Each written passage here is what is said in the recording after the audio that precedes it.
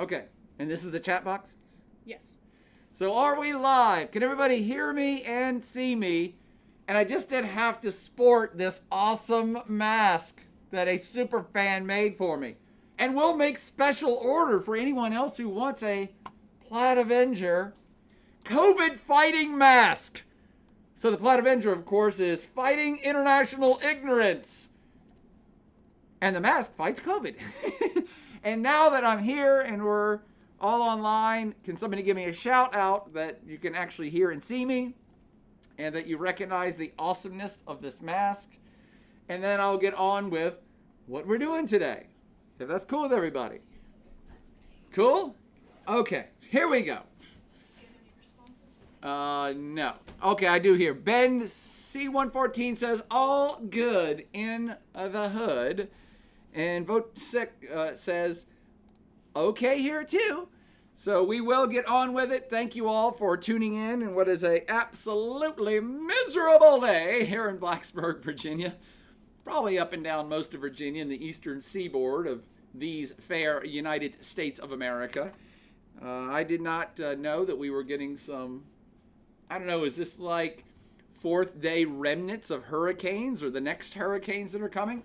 For those not in the know about East Coast weather, even here in the specific mid-Atlantic, this is the wettest time of the year. No insider joke there. No pun intended. For our particular climate here in the mid-Atlantic and in Virginia, we get most of our rainfall in the fall. It seems like we get most of the rainfall in the summer because of, tropical storms and thunderstorms, and it seems like it pours down rain in the middle of a hot summer day. But actually, if you look at the entire year, we in this part of the world get most of our rainfall about now, partly due to hurricane systems, to typical hurricane patterns. This is the still the early part of hurricane season. Those are tropical storms that, of course, originate in the tropics and then in a very predictable counterclockwise pattern start on the equator, usually, I don't know, hundreds or 1,000 miles east of, say, the Caribbean, near the equator, and then in a very predictable pattern kind of sweep up in a counterclockwise motion, bumping up either into the Gulf of Mexico or on the east coast of America, or some of them kind of branch off and go way up and hit New York or Nova Scotia or Boston. So this is the time of year.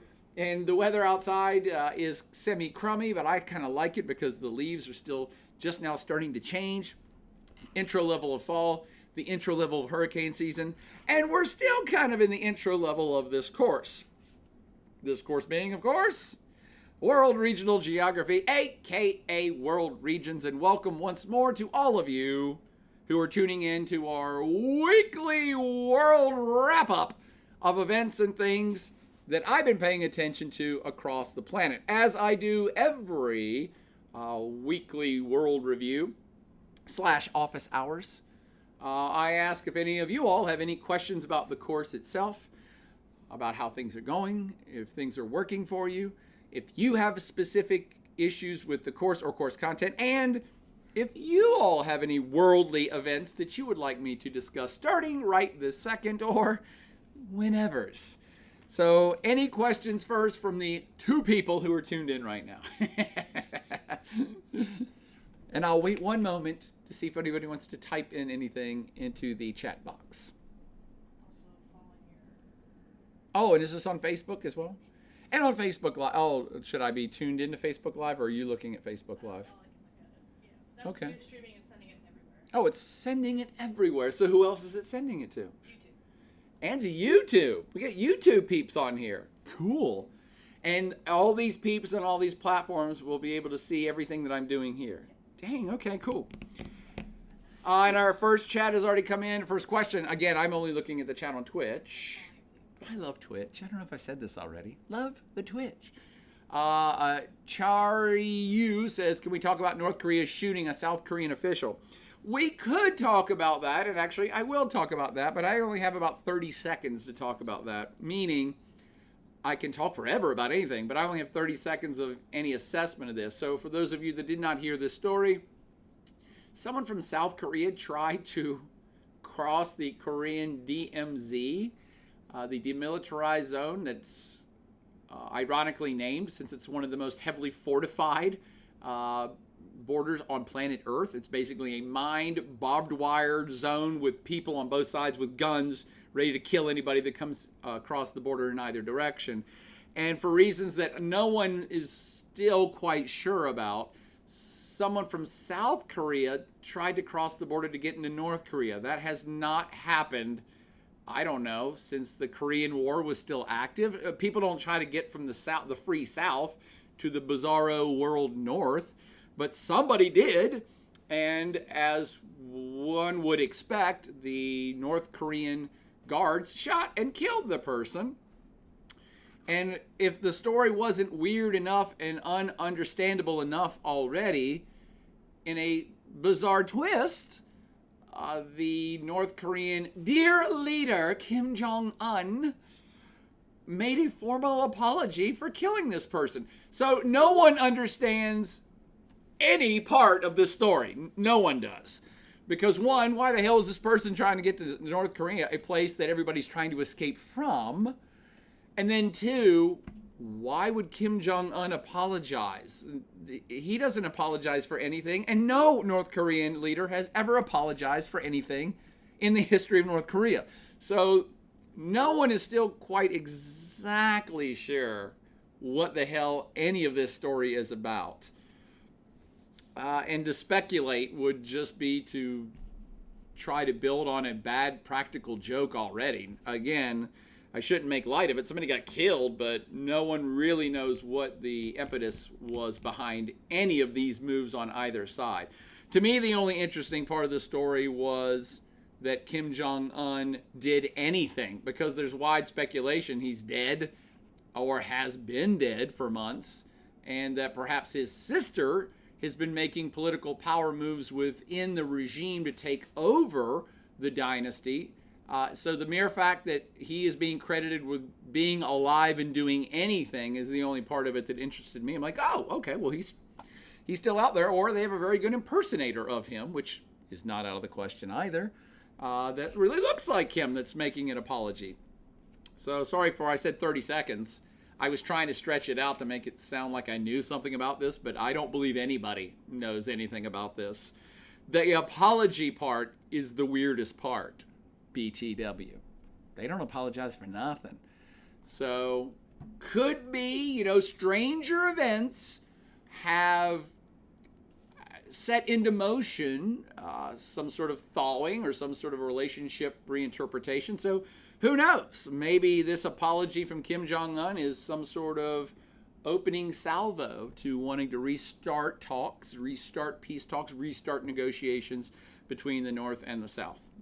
That remains to be seen. Next comment from Ian says, hey, Dr. Boy, I took your class as a freshman in 2009. It's 11 years ago. I've been an engineer since, but I'm transitioning to career in teaching high school social studies. Just wanted to say thank you for being such an incredible inspiration for me and being more open to international studies. Well, thank you, Ian. That was an absolute delight message to read out loud. And good luck in your new career. Teaching is very satisfying when all goes well. Actually, I always have been very satisfied with teaching, even when things go horrible. Some of the best situations I've had personally, are when people argue about stuff, or, people say, I don't believe that, I think you're making it up, and I disagree. And it's like, good. I'm here to make people feel more confident, to be better educated, have more of a background in things. I have no intention on making people believe what I think. I'm about education, not indoctrination. So keep that in mind. Education, not indoctrination. Teach people all you can, but don't teach them to think what you think. There's a difference. I like to think that I'm always about education, not indoctrination, although I've been accused of otherwise, and it's like, that's fine. So when people fight back or want to counterpoint or argue about certain points in class or even online, I'm all about that. It is getting more frustrating in today's world, though, Ian, I'll tell you. Education is becoming a tougher gig because of living in the age of, not just the age of information, but the age of super information, where everybody has a platform, everybody has a voice, and everybody wants to make up their own reality. Everybody wants to believe only the facts they want to believe. So it's becoming more challenging to truly educate, not indoctrinate, because so much indoctrination is going on from so many levels of society, mostly private. So, Fox News can say CNN is biased and CNN can say Fox News is biased, but those are public forums.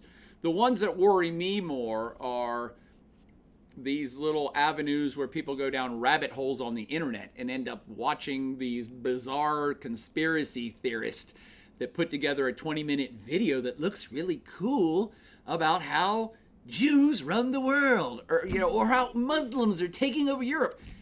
And there's no cap on that. There's no oversight on those things on the internet. And so it gets worrisome to me as an educator that people can now just find the information they want to believe that's not real or not true or not verified. And that's problematic, especially for democratic societies. By the way, back to North Korea. North Korea has an awesome educational system because the government controls it all. Everybody only knows one thing. Unfortunately, that thing is also 100% bullshit propaganda. So that's problematic on the other side of the spectrum.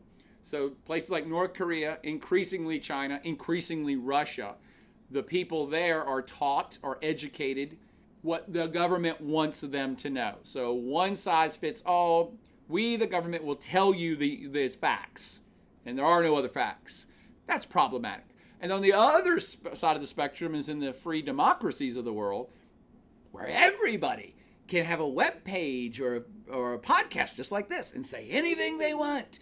And that becomes the facts that they want to believe in. So, and that's not that good either. Again, especially when people go down rabbit holes of unverified, untrue,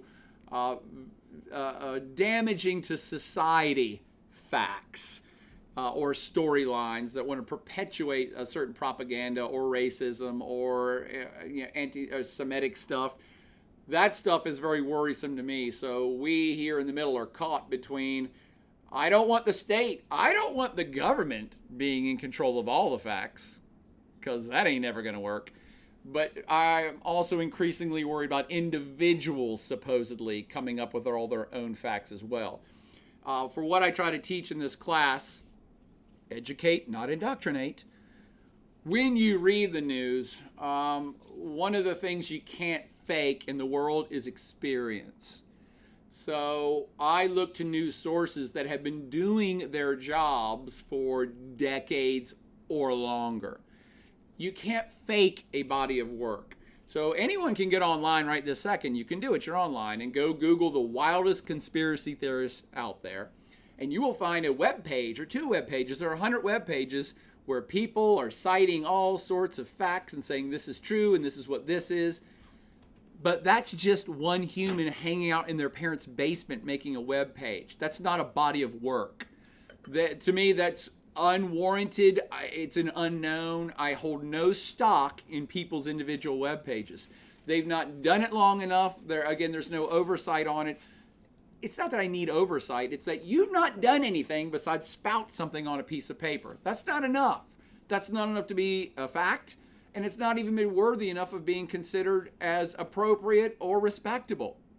Now, if you do that for 20 or 30 or 50 years, okay, now you've got my attention, because I can at least now look at your body of work and assess it over the body of work, not just a snippet of you wanting to say something about Jews or about Muslims or about Donald Trump. It doesn't matter. You can go either way on this. People's individual opinions aren't worth that much because everyone has individual opinions, and those opinions are not fact. So when you look at news, look for folks, individuals, or news sources that have a body of work behind them so you can at least assess where they're coming from. By the way, this applies to Fox News, and I know a lot of people are like, oh, it's all propaganda. Well, Fox News says that CNN is all propaganda.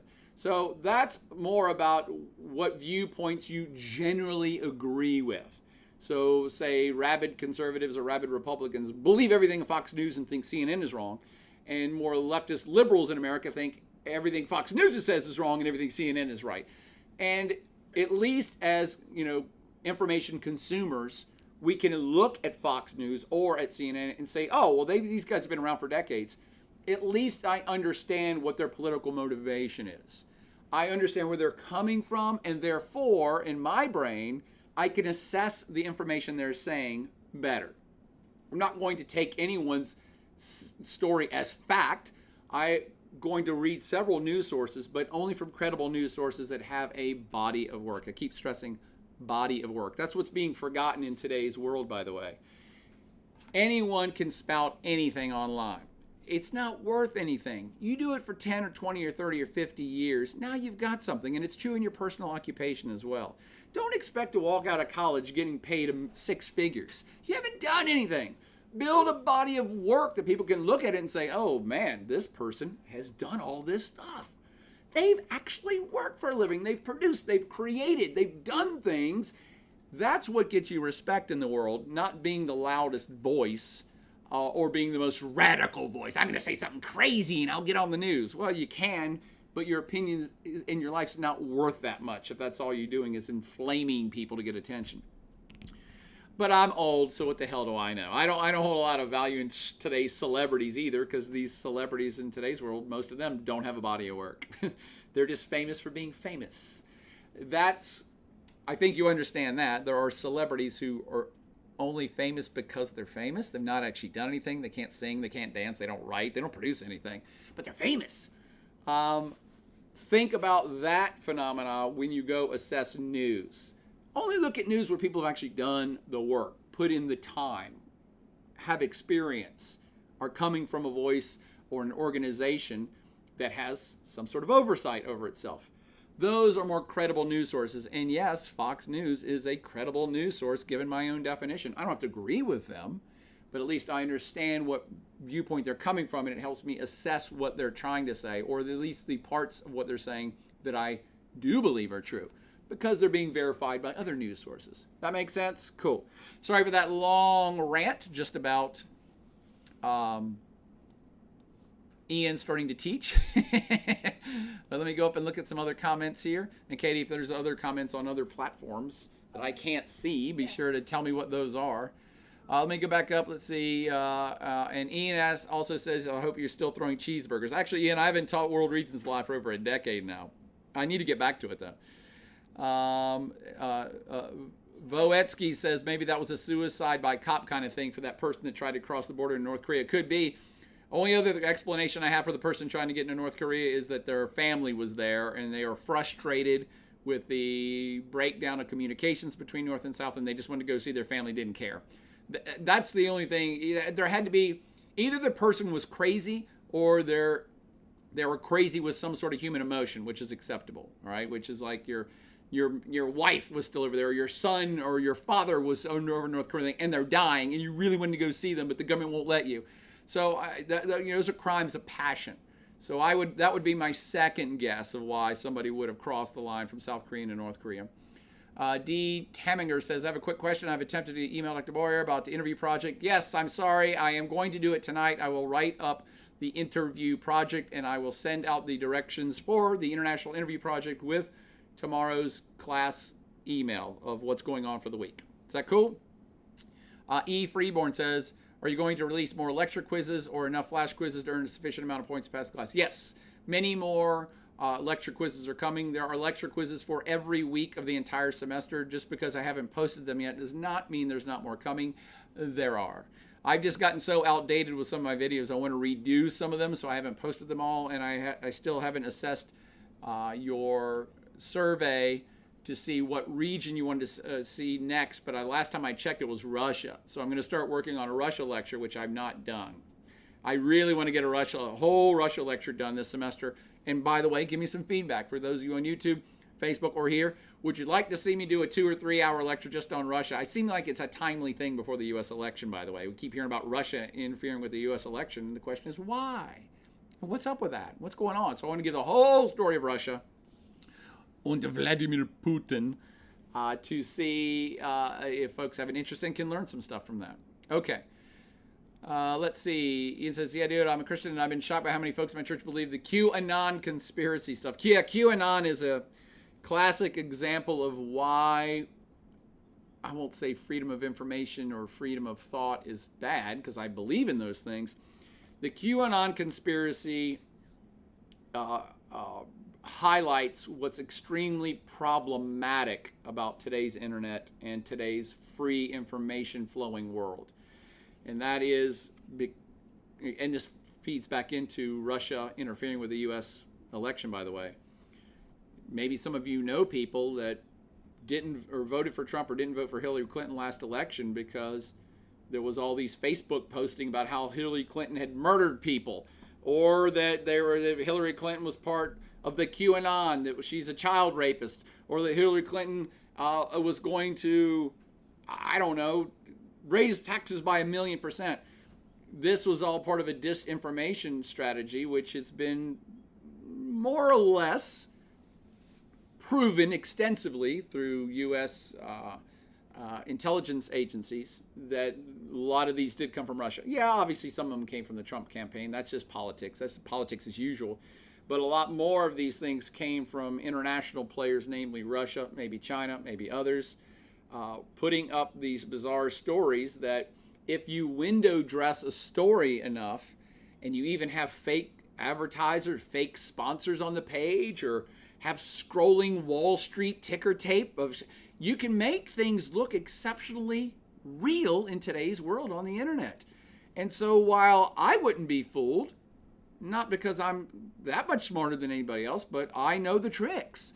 So I wouldn't be fooled by these things, but I don't take it for granted that others won't. And apparently millions of others, if not hundreds of millions of others, are very susceptible to things online that look legitimate. It's the old saying, you can't believe everything you read. Just because it's printed in a newspaper doesn't mean it's true. And with today's graphics on web pages, you can make things look exceptionally legitimate. You can put headers on there. You could say this is a U.S. government website across the top.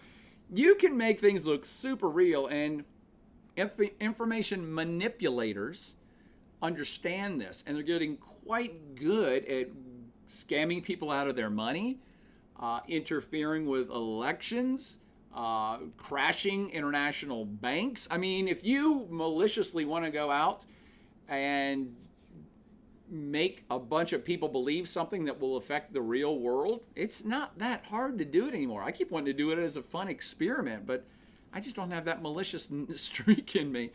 So yeah, you could easily crash any bank in the world in today's information age by simply getting 100 or 200 people to all at the same time start posting stuff of, hey, this bank, this local bank we all have our money in, is getting ready to crash. Hey, this local bank, oh my gosh, the president stole all the money. Oh, you better go get your money out of this bank. And you start putting it on Twitter, and it will take on a life of its own, and enough people will get taken in and run and try to get their money out of the bank and cause a real bank in the real world to crash. It's called having a run on a bank. That's just a brick and mortar example of what you can do in today's world, much less the simple kind of not even brick and mortar, just tarnishing people's reputation, trying to smear campaigns, trying to get people, sucker people into sending you money from your, what was the big one there for years, Katie, about was it a prince in Uganda? Or no, there was a prince in Nigeria. There was a big Nigerian scam for a decade of, it's still a scam. You ever get an email that the crown prince of Nigeria is wiring you money? No, that's not real. We laugh about it. But the fact that it still happens, and it's happening more and more and more and more, means that enough people are pulled into these things that get taken in. So that's my problem with the information age, and we need to be vigilant about this. But there are no real answers just as yet. And going into the election cycle here, what are we down to 2 months before the U.S. election? Rest assured, there are millions, if not billions of dollars being spent to try to affect the outcome of this election. And not all of it's going to be above board. And probably not much of it is real.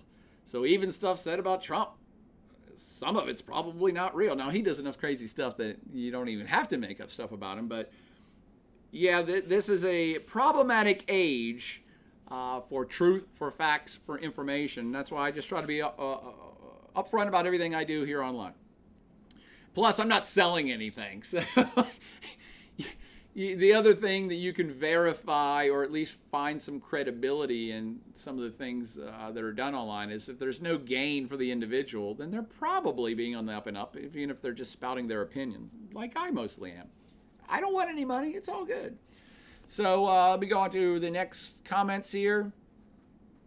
Someone asked, will there be more quizzes added throughout the semester? Yes, every week more quizzes will be added throughout the entire semester, and even more if I keep producing more content like this. Let's see, what do you think about David Cameron, the map god, says, what do you think about David Fravor? I don't know that one. UFO, Navy UFO dude. A Navy UFO dude? That pretty much sums up what I think about him. The Navy releasing like UFO videos. The Navy released UFO videos. Yeah, I'd have to check that out, Cameron. You have to email me the link to that, Cameron. Don't put it here in this chat room because I won't be able to pull it up, I don't think. Sure, I wouldn't believe in UFOs as much as the next guy, but the thing about UFOs, the thing about QAnon, the thing about JFK being assassinated by the mafia, the thing about conspiracies is I don't believe any of them because I base my judgment of things on human nature. And what I mean by that is, if there is some gigantic, huge secret that's earth-shattering, and only a small group of people know it, bullshit. It's in human nature to either tell secrets or try to profit off secrets. So if there was any credible anything to any of these conspiracies, the people involved would have leaked that information the second it happened. It's human nature. We can't help ourselves. If JFK was assassinated by LBJ, trust me, somebody in the loop would have talked. Somebody would have talked quickly. And the same is true with all these crazy big things. If you were saying there's this giant secret organization, no, there's not. You can just stop right there. A giant secret organization controls the planet. Sure they do. I mean, I love watching James Bond movies about Spectre, but that's not real. And it's not real because human nature dictates that somebody on the inside will talk and talk much sooner than later. Somebody on the inside of any secret will want to leak it because information is power. And it will make them feel powerful to release that information just to get popularity or fame. Or they can sell that information for money. Or they can expose the information for popularity, fame, and or money. So I just don't believe in anything that's a gigantic secret that a handful of people or 100 people or 10,000 people know, but nobody ever talks. It's not in human nature. Somebody always talks. So I don't. Yeah, I don't. I see the link that you're putting up, Cameron. If CNN is reporting on it, then it's something that could have credibility in terms of it being a secret spy plane that was captured on film or something like that. But aliens have visited and talked to people. No, just no. Use logic. No, that's not happened. A QAnon conspiracy where a handful of people, or not even a handful. Here's the other thing about conspiracy theories. If they involve more than one person, you know they're bullshit. Because you start saying, oh no, there's a cabal of 1,000 or 10,000 people who are running a child porn ring, who run all of American politics. Just stop. It is literally impossible to have a whole bunch of people who know a little secret. That's a hugely important secret. It doesn't work that way. Anybody who's ever worked for the U.S. government knows that even to get security clearance on the most minuscule thing, I mean, you pretty much have to swear over your firstborn child on it. And people will come after you if you break some of those commandments of secrecy. You're talking about things where there is no such government that's going to limit exposure by releasing information or by releasing a UFO video. So, yeah, I didn't mean to rage this much about it, Cameron. I'm sure, I can't wait to see the video. I'm sure it's true and awesome because CNN is reporting on it. By the way, CNN and Fox News and everybody else also has a vested interest in selling stories and getting clicks and selling newspapers if they still print them, because that's revenue for them. So you have to keep that in mind as well. They have a economic urge to put stuff out sometimes that even they think is questionable or maybe not even real. Even the best of news sources needs to sell newspapers. So no matter who your trusted news source is, you do have to understand that even they have ulterior motives sometimes. The best news sources minimize those ulterior motives. They at least recognize they exist, but they try to minimize their ulterior motives' impact on the stories they report. So I dare say NPR probably won't be reporting about UFOs, or the BBC. I mean, maybe these people will pick up these other stories, but I don't think so. And you know what, Cameron? I hope it's real. I can't wait for UFOs to come down and help us out, or I don't know, kill us all like an Independence Day or whatever. But I'm ready for that fight with Will Smith. We've got him on board already. He's ready for another sequel. Okay, so unless there's other questions about current events, we've already spent a half hour just talking smack about crazy stuff, which is fine too. But I'm going to switch over to looking at a few stories from the last week in my week in review that caught my eye. Again, this is the week in review. I can't possibly talk about every single news story that's happened on planet Earth. Some of them that are important, I am holding in reserve to do a whole separate podcast on. For instance, I still would like to do a whole podcast on the India-China border dispute that's now spilling over into Kashmir. So now it's an India-Pakistan-China border dispute that's quite important. And I might do a podcast on that sometime next week. By the way, a lot of students and former students on Facebook and YouTube have suggested that they would prefer to do a evening podcast as opposed to a Friday afternoon. So we're thinking about doing a international news story podcast live on either Monday night, Tuesday night, or Wednesday nights, maybe permanently starting next week. So if you have any preferences for that, please let us know. So I might do that next week, the whole India, Pakistan, China border conflict. Won't talk about it right now. It's pretty in-depth for one story. There's also a big story that's been brewing. The brouhaha has been brewing in the Eastern Mediterranean. I really want to do a whole podcast on that.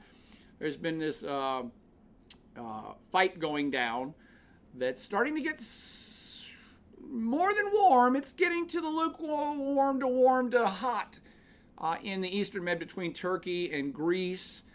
Even Egypt's in this game. Italy plays a part. It's intriguing, and it's about natural gas. On top of already tense relations between Greece and Turkey over this island called Cyprus, there are other issues going on, like migration from the Syrian civil war. So you have conflict between Turkey and Greece, or let's say the Eastern Mediterranean region where Turkey is, and Greece and the rest of the EU because of migration. That's been going on for years. And you've had an international fight between Greece and Turkey over Cyprus. And now we have a multi-nation international dispute over the waters that are between Greece and Turkey. So a lot's going on there too, worthy of an individual podcast. And by the way, I'll pepper some of those in right now. But I wanted to start this weekend review with some maybe good news. I won't even say good. Again, it's all good or bad or kind of relative in today's world. So it's more about what you think's important on planet Earth. I try to find stories that represent trends that are going to impact things on planet Earth in the future, whether you think this is a good story or bad. And what I mean by that is, I found a series of stories that all happened this week that are just about kind of environmental issues, but positive spin stories on it. And the first one is and by the way, all these stories will have international repercussions, future repercussions, and international repercussions. So even though these are stories just in individual countries, trust me, taking as a collective whole, they do seem to point that the world is changing when it comes to energy even though the United States, where we live, is not. So, China today, or I'm sorry, 2 days ago, vowed carbon neutrality by 2060. That is a very big deal because unlike a lot of rhetoric that comes out of, say, the United States government or the Italian government or the Brazilian government, when China makes a pledge, it usually is a fact or a future fact. And I don't want to suggest that I'm saying China's way better at stuff than the United States or China or Brazil or Italy. It's more that the Chinese government, very unlike Western democratic governments, is a very long-term planning government. They don't have to worry about elections. So the people in charge in China, it's one of the few benefits of an authoritarian system, of a one-party state system. The people who run the government of China don't have to worry about getting elected because there ain't no elections. And so they do their jobs not with trying to figure out how to please the population who's going to re-elect them in 2 months. They look at things and say, hey, what's going to be good for China next year? And what's going to be good for China 5 years from now? And what's going to be good for China 10 years from now? What's going to be good for China 50 years from now? That is long-term planning and long-term thinking. And quite frankly, the United States does not do that. It just does not. And many Western democracies don't do it well because so many of the people in leadership are elected. And therefore, they have to spend a lot of their time appeasing the people that are keeping them in office. And people, by and large, have short-term thinking and short-term goals. This is also semi-cultural, by the way. So China, the people of China, have a more collective vision about their country. Meaning Chinese people, and this is a generalization, but it's a cultural difference. Chinese people, in general, think about, what can I do? I want to live a good life, and I want to do well, and I want to take care of my family. But I also am willing to sacrifice a bit for the greater good of Chinese society. And therefore, they are much more willing to sacrifice a little bit personally for the greater good of China as a whole. People might disagree with what I'm going to say next, but that does not exist in the United States of America. The United States is a different mental culture. We're all about individual freedoms and individual rights, and the individual trumps all. And so I am going to make my life the best. And I am only begrudgingly going to sacrifice anything to make the U.S. better. Again, you might disagree with that. Maybe you're an ardent nationalist and you're like, no, I would do anything for our country. I would challenge you and say, really, what are you doing? So what are you doing for your country? I mean, we begrudgingly pay taxes. All of us. We're like, we have to pay taxes. Well, that's what holds the country together, and the government makes projects and things we like. But we still do it begrudgingly. You can actually see the difference in these two cultures that I'm just on this point simply by how the COVID crisis has been handled. Boom. I just brought it home for you already, didn't I? So the COVID thing, the Chinese government said, bam, we're shutting everything down. Bam, mandatory, you must wear a mask. Bam, this is going to happen. You're doing it. And the Chinese people said, of course, we'll all wear masks, and of course we'll shut things down. And, I'm sure some people complained. But by and large, it's a different attitude. So people went along with the government policy. And and by and large, COVID doesn't exist in China now. And how was the U.S.'s response? I'm an individual. I don't want to wear a mask. I'm not even sure the masks are true. I don't know that these facts are true. I want to believe the facts I want to hear.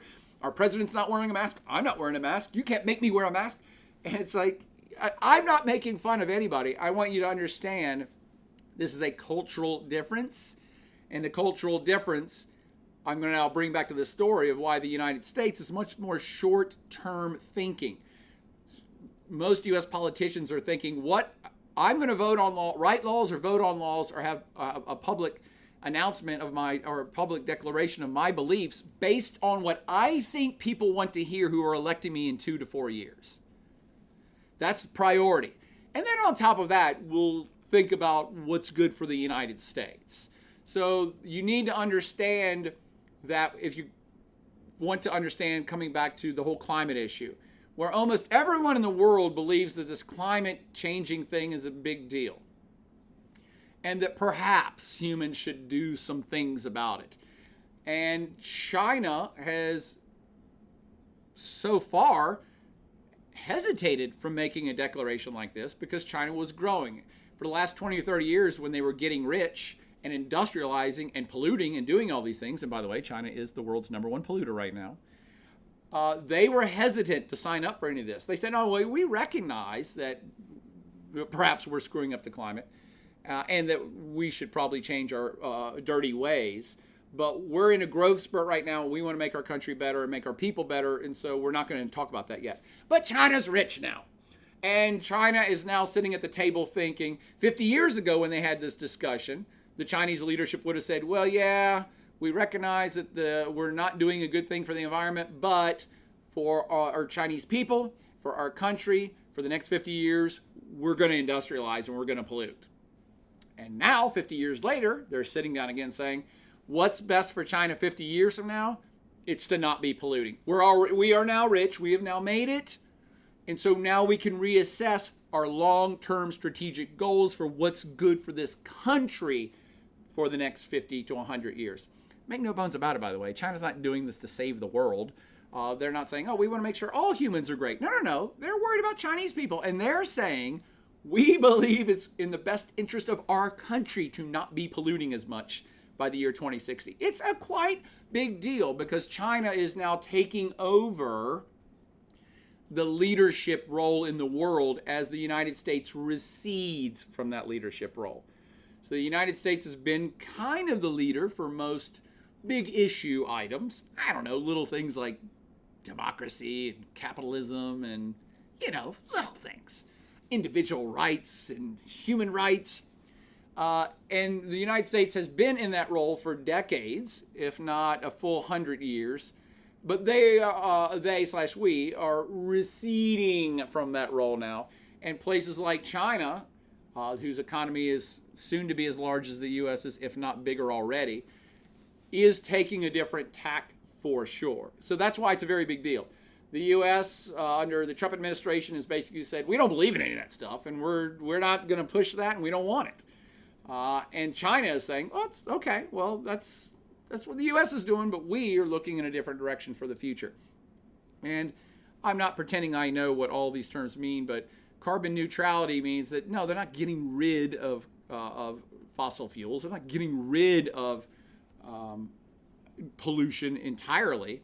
But carbon neutral means we're going to try to take back out as much as we put in.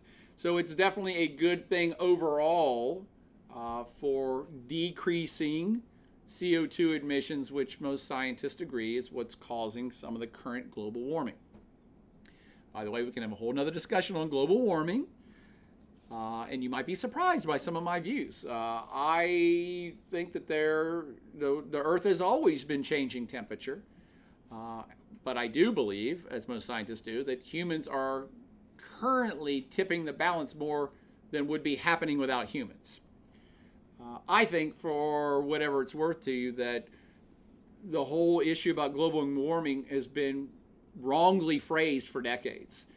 We should have never been talking about climate change, ever, because the Earth's climate has always been changing since there was a rock called Earth. It's been changing. It's always in flux. And that reality has opened the window for naysayers and doubters and people who just like to pollute to say, oh, you can't prove it. You can't say climate's changing. You don't know. There's not facts. Blah, blah, blah, blah, blah. And that's why we've had this back and forth for over a century of, are we changing the environment? Are we changing the Earth's climate by man, our human activities? The obvious answer is yes. I'm not even going to debate that with anybody anymore. But I'm saying it was a wrong tactic to put all the eggs in the basket of, we are going to talk about global warming and how we stop global warming. That presupposes everybody agrees with you, and obviously that's not true. What I've thought from the get-go is we should have been talking about how do we stop pollution, because pollution's bad for you. And that's obvious. If you walk into a field of trash, it's not good. If you walk into, you want your kids in a playground where there's smog and smoke from a factory? No, it's not good.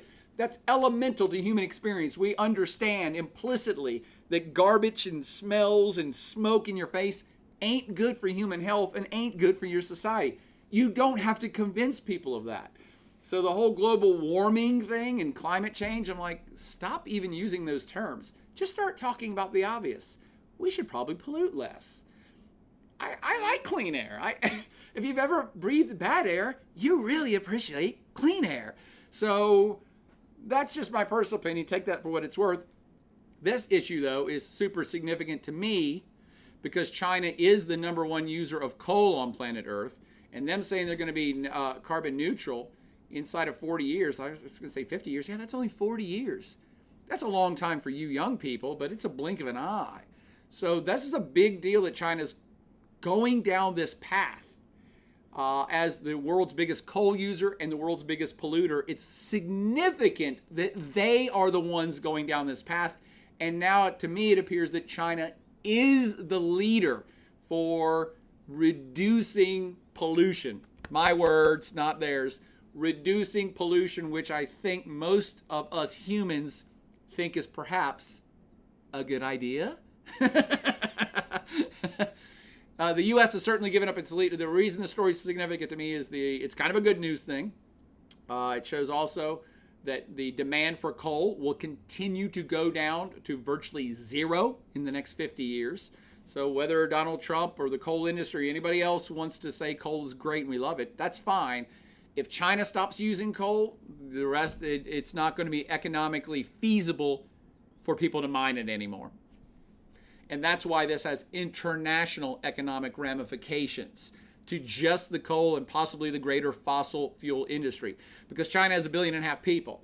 And if China figures out a way to make clean energy affordable, then that impacts planet Earth. If China starts producing hell tons of windmills and solar powered panels and all these other things, China has an economy big enough that if they start making solar panels to provide to 1 billion people, that brings the cost of solar panels down so far it makes it cheaper than mining coal or drilling for oil and using those machines that pollute so much. So that's why it's kind of a big deal. And I'll stay on the kind of big deal just with the emission stuff for a couple more stories. The same day I read that story about China, which was 2 days ago, the governor of California said we will be going to electric cars by about the same time frame. And that's fascinating too. I dare say that the California government didn't consult with the Chinese before making these announcements, which happened within 24 hours, but it's kind of a huge, gigantic deal. In an effort to combat climate change, which again I still think is questionable terms, California Governor Gavin Newsom already set the goal of 100% zero emissions energy sources for the state's electricity by 2045. So that's only 35 years from now. Again, a lot of scientists are saying that might be too late for all this stuff. We all might be dead by then. But at least people are moving, or big economies are moving in that direction. And Cameron said Elon's going to make a lot more money. That's right. Elon Musk must have been dancing for joy when Governor Newsom just announced this. So you'll have all electric cars pretty much in California within the next 30 or 40 years. That's kind of a big deal, not just to Elon Musk, but it also shows another big economy. I know in your head you're like, oh, wait a minute. You're talking about California. That's the United States. Yeah. Except that California by itself used to be like the 8th or 9th biggest economy on planet Earth. By itself. So California is so huge, it's a big deal in its own right, even when it's diverging from a policy path of the United States government. Yeah. So you might as well have said that China and China and the United Kingdom decided to go carbon neutral. That's kind of a much bigger deal than just saying, oh, it's just some state of the United States. If Rhode Island decided to become carbon neutral, nobody would care. All right? Sorry to all of my Rhode Island friends and fans out there, but that's not that big a deal. California doing it? Yes, because California now is starting to be a world leader in clean energy too, or at least moving in that direction. It's significant, is what I'm suggesting, that this story came out at the same time. But lo and behold, on the same day, because I love everything Scotland, the Scottish announced that they just launched an electric bus route from one side of Scotland to the other in a bid to cut emissions. And I love stories like this because they used to have one of these back in the 1960s, back when people started experimenting with these technologies, and then it became too costly or whatever. But the fact that even an individual sub-country like Scotland is part of the UK, much like California is part of the United States, but Scotland is now saying, well, we're also going to go forward in this clean energy direction, even if our government is not. And I love the idea of just getting in a bus that's making hardly any sound and producing no pollution and touring Scotland, because if you haven't done it yet, it's gorgeous and you really should. When are we going back, Katie? So Scotland launching electric buses, and again, these are buses between cities, not even within cities. So now you're talking about long distance travel. And then on top of that, I guess maybe as a response to the Scottish story, the United Kingdom, the ever fuzzy Boris Johnson, the current Prime Minister of the United Kingdom, announced that the UK wants to become the Saudi Arabia of wind power, quote unquote, because they already have so many energy generating wind turbines in the North Sea, which also they drill for oil in.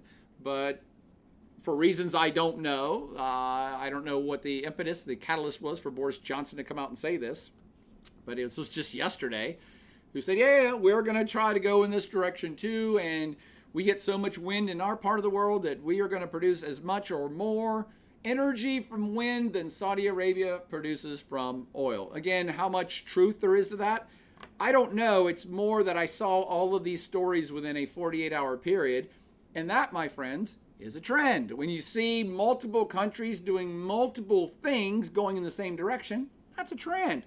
China is the most significant for sure, but California and the UK are nothing to sneeze at. And now you got a trend that again, most of the world's population wants to support, a trend that most humans believe is the right direction, and it's been powerful governments that have been maybe holding us back from that. I say holding us back. Again, these are relative. I try not to put my personal opinion into it, but I'm anti-pollution. So I like going out into nature and seeing nature. I like walking into cities where you're not choking on exhaust. And there are cities like that in the world, by the way. So to me, the future health of our species is at stake. Possibly the existence of our species if,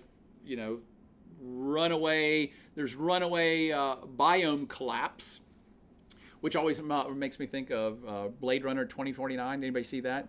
That's the beginning of Blade Runner 2049. It wasn't a nuclear war that wiped everything else. It was, how do they phrase it? It wasn't biomed. Ecosystems collapse, I think they said, because of the change in, increasing pollution, which was changing the temperatures, global warming,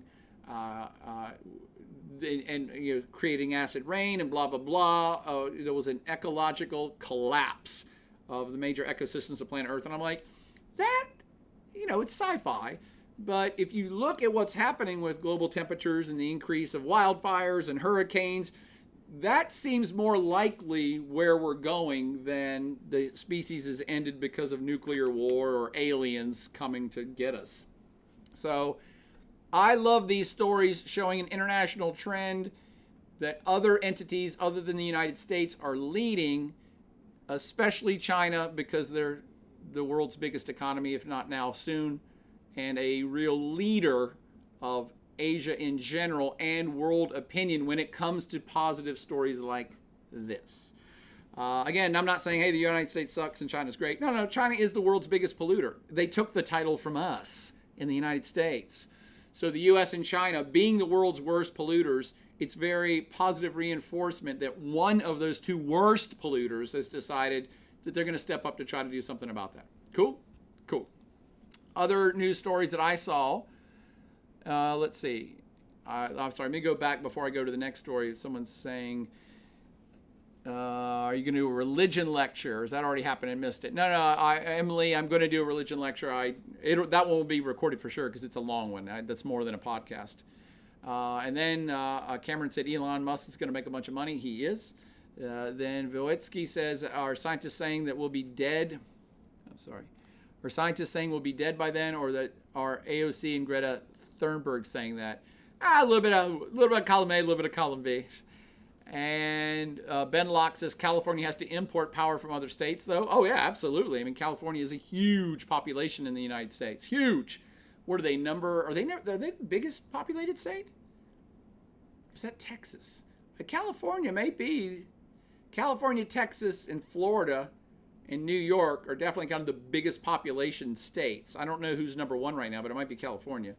So, yeah, they don't have enough energy. California does not have anywhere near enough energy to be self-sufficient, and they never will be, okay? There's no way, given the population. And they do have some oil there, but they don't got much else. So California will always be an energy importer. That's why they can't say that they're going to be carbon neutral.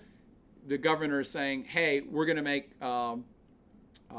combustible engine cars illegal, or we're going to ban plastic bags, or we're going to do this. They can't say they're going to become carbon neutral. They don't have the energy sources, even natural, or I should say green energy sources to do that. Not yet. Not yet they don't. Maybe they're going to cover half the state in solar panels, but they're not there yet.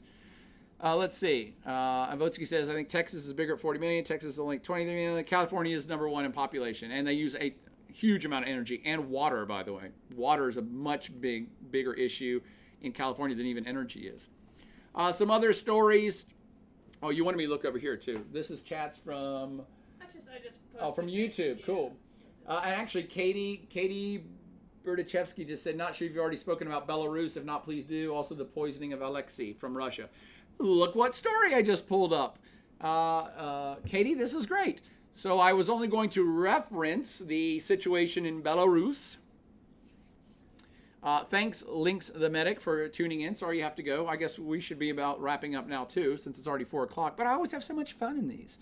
So I'll just go through a few more stories that I had on my radar that are all kind of interlinked. Again, I try to choose stories that I think are impacting different regions of the planet and are going to impact things into the future. So earlier this week, both the EU and the US refused to recognize Alexander Lukashenko as the legitimate president of Belarus. I'm assuming all of you who've tuned in here before have heard me talk about this. They had an election a couple months back. It was totally rigged by all accounts. And there has been massive protest pretty much every day in Belarus since this election. The opposition leaders have all been run out of the country or escaped out of the country or have been imprisoned. There has been brute force used on protesters. Lukashenko himself just yesterday was sworn back in for his, 8th term in a secret meeting. And this is a kind of a typical pompous tin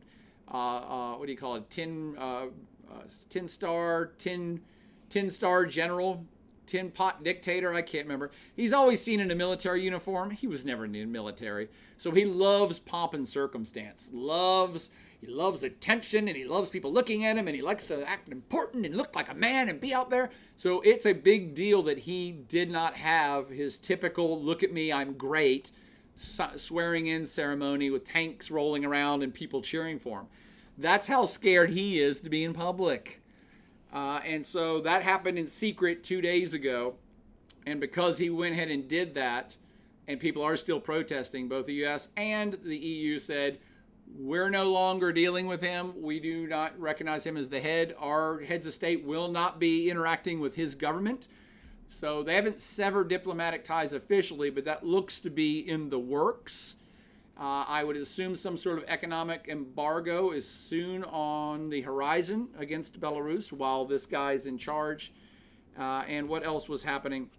The EU has been working on a plan to put sanctions against all the top officials in the Lukashenko government, which means if they have money in other bank accounts in the Western nations, that money is going to get frozen. Those leaders of the Lukashenko government will not be allowed to travel to the United States or Europe. Any business assets outside of Belarus may be seized. So that's what's happening next. And the United States actually said it before the EU did, but I wanted to follow up because the EU's chief diplomat says that the EU refuses to recognize Lukashenko as the legitimate president. However, that hasn't been officially passed yet. So the EU chief said, we don't recognize this guy. We think it was a faulty election, and he's harassing and brutalizing his own people, and we can't support that. But the EU officially has not adopted that policy. What am I talking about? Well, because the EU and the United States, but the EU in particular, are democratic institutions, they have rules. In places like Belarus, they have rules, but the government does whatever it wants. It's like Vladimir Putin. They have rules, but if Putin wants it, who cares about the rules? But in the EU and the EU member states and the United States and other democracies, there are rules, and those rules have to be followed. Otherwise, you get sued, or court cases come against you, or your laws get thrown out. And so what I'm referencing here actually goes back to that conflict in the Eastern Mediterranean between Greece and Turkey I was talking about. Wait, what? I thought we were talking about Belarus. So this story I saw from Bloomberg Opinion is Lukashenko and Recep Tayyip Erdogan of Turkey, that's the Prime Minister of Turkey, who's patting the back of Lukashenko of Belarus in this picture. And the opinion piece is that these two leaders are laughing at the EU. Why would they be laughing at the EU? And it's because Cyprus, which I referenced earlier, it's a nation state. I shouldn't call it a nation state. Cyprus is a sovereign state off the coast between Greece and Turkey. It has mostly ethnic Greek people in the south. It has some or mostly ethnic Turk people in the north. So it's actually kind of a divided state now. Turkey supports a separate northern Cyprus government, which isn't officially recognized in the world, I don't believe. And then the rest of Cyprus is the official recognized sovereign state that's supported by Greece and most of the international community. So I bring that up because Recep Tayyip Erdogan of Turkey has been pushing that division on Cyprus for years and is also now pushing to get Turkey to expand its territorial claim over parts of the Eastern Mediterranean. And Recep Tayyip Erdogan of Turkey has long had friction with the European Union over migration issues, over Turkey becoming a member of the EU. So there is no love lost between Recep Tayyip Erdogan, the Prime Minister of Turkey, and the European Union. And you probably know why Lukashenko is laughing, because Belarus is not part of the European Union anyway, and he's a dictator, and they don't like each other. So what's the common thread here that I would be pulling this up to begin with? Well, I said in this last story, EU's chief diplomat says bloc refuses to recognize the Belarusian leader. But that's not official policy, and that's because Cyprus, and now you know what that is a member of the EU. Okay, well, that's kind of cool. Let me see if they have a map down here. Do we even have a map? We don't. Cyprus is a member of the EU. And the EU, when it comes to foreign policy, requires a unanimous vote. What? Yeah, a lot of people are starting to say the EU's got to change its ways because they're pretty much dysfunctional. And thus, Lukashenko and Erdogan are laughing at the dysfunctionality of the European Union because they can't get their act together to actually do anything to Turkey or Lukashenko. And you might then ask the question, wait a minute, why the hell would Cyprus be siding with Belarus? Why would Cyprus be protecting the Belarusian leader in this sanctions that the EU wants to put on Belarus? And the answer is Cyprus doesn't want to protect Belarus. It could care less about the Belarusian situation. I should say the government could care less about the Belarusian situation. However, the government of Cyprus is very concerned about Turkey claiming territory in the seas around Cyprus. And Cyprus is very concerned about Turkey supporting that northern government of northern Cyprus.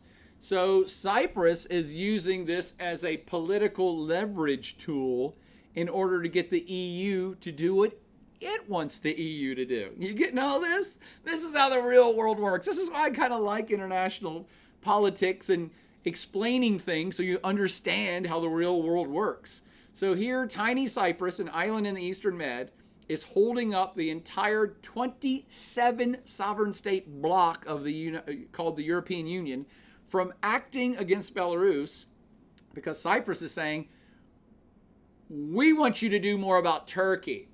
We want you to have stricter sanctions against Turkey, and we want the EU to come out with stronger language that protects our territorial water from Turkey.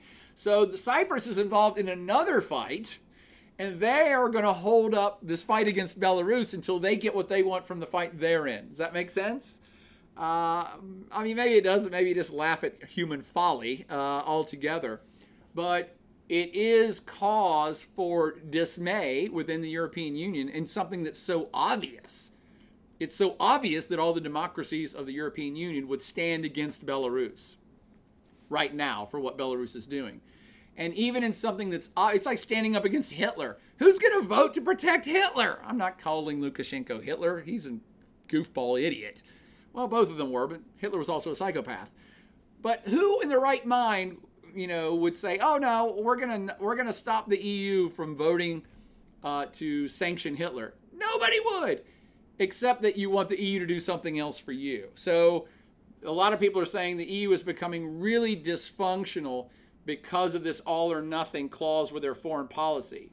If you have to have 27 countries all unanimously agree to something, even when it's obvious, like Hitler, that's an obvious thing to all 27 countries would rally around. But then you have places like Cyprus or any country that say, oh, that's true, but we want something else out of the EU, so we're going to not vote for those sanctions against Hitler. That's what's happening here very specifically. And it can be applied to really all EU foreign policy, that there will always be some country or two that don't agree with the greater policy of all the rest of the countries, or that they agree, but they want to use the political leverage to get something they want. A lot of folks are saying, you know what, the EU's got lots of problems. This is its biggest one. It is now becoming a joke on the international stage that the EU has any sort of force in foreign policy because of this unanimous vote nonsense that they got to get rid of. So this one story will affect Belarus.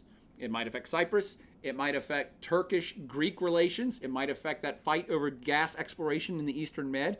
And indeed, it might end up affecting how the EU is run, and they're going to have to recalibrate their own rule set to figure out how to do things better, at least when it comes to foreign policy.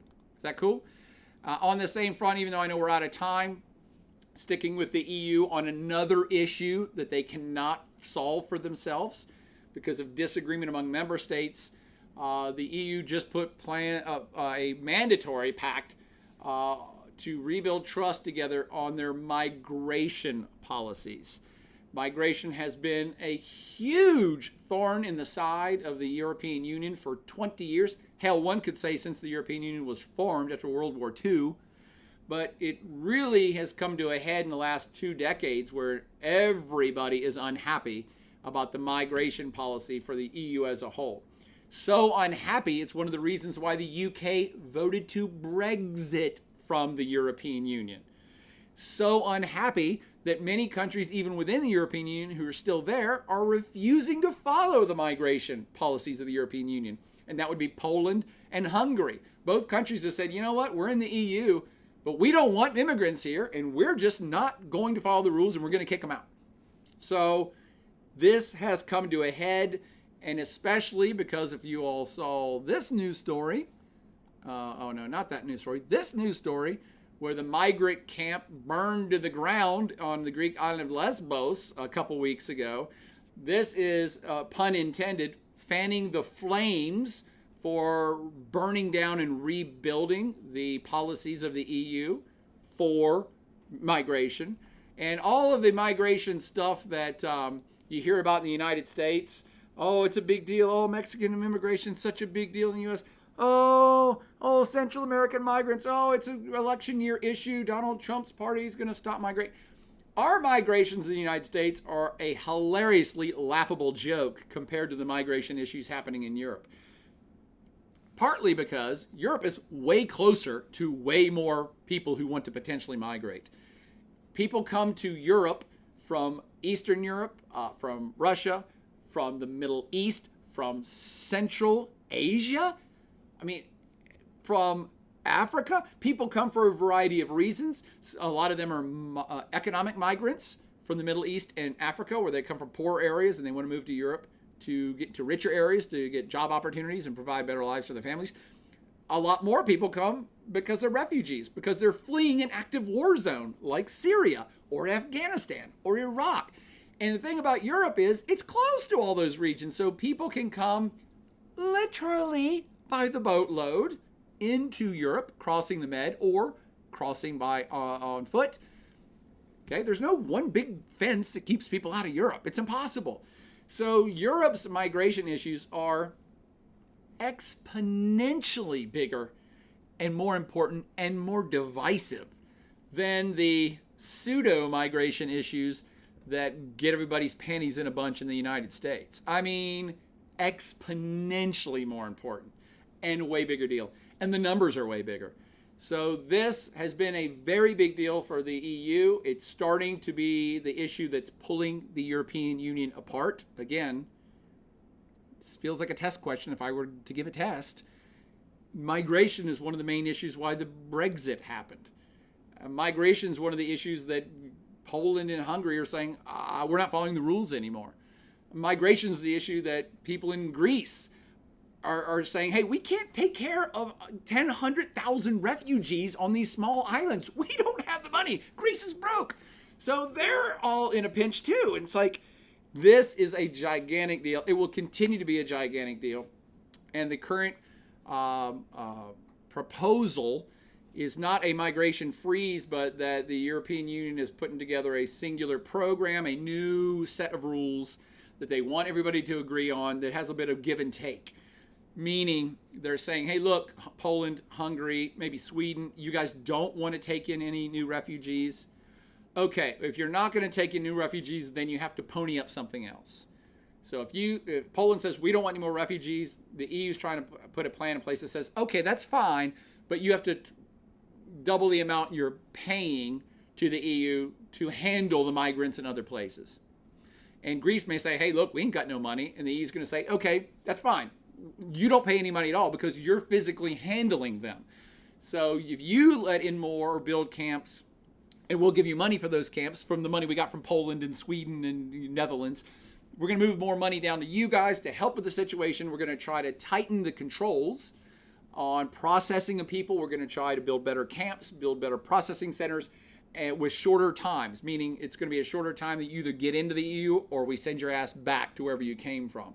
So this is the plan they're trying to put into a place which attempts to appease all 27 members. Of course, it's not going to. 27 different countries, different cultures, different attitudes are never really going to agree on anything. But at least they're trying to revamp the whole process. Given the burning down of that camp in Lesbos, Moria is I think the name of the city. And the continued flow of refugees and economic migrants from surrounding areas that's slowed considerably, by the way, but it has not stopped. And I thought here we go. Here's a nice little graphic.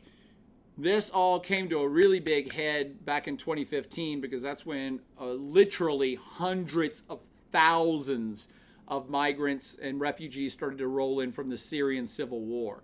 And Germany ended up taking a bunch of them, and so the German population is split about migration and unhappy.